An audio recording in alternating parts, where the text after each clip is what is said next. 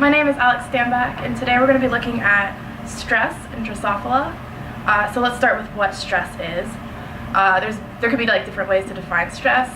So maybe we're defining it as like more of a physiological response. And there's many different ways that we could achieve this effect to stress the Drosophila. So maybe we could do this with like a thermal stressor. We could do hot or cold that way. Other ways we could do it would be to maybe like spin them, disorient them. There should be a bunch of different ways that you guys could come up with. So let's look at thermal stress right now. So if we have our fruit flies, we could do this in a water bath.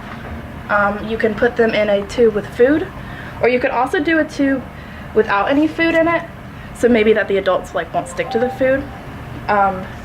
When you put it in the water bath, you're going to want to maybe create some kind of device to keep it floating, and when you stick it in there, you're going to want to anchor it to the wall so it doesn't tip over.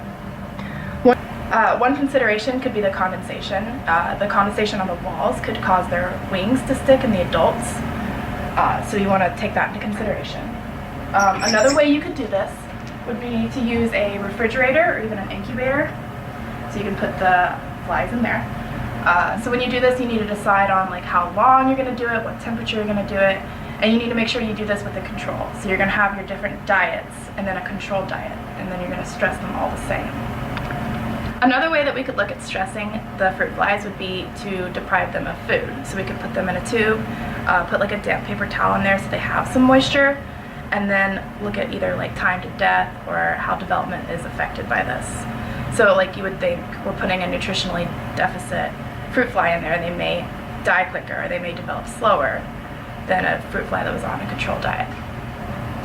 So when you're doing stuff with larvae, you can put them in the food and then put them, say, in the water bath or the incubator, and you have to think about how much food you have to put in there, because that food is going to be one temperature when you put it in, and it has to acclimate to the temperature you're introducing to them. So when you look at larvae, one thing you can do is do death in the larvae, or maybe time from first instar to second instar, or second instar to third. So there's all different ways that you can measure this.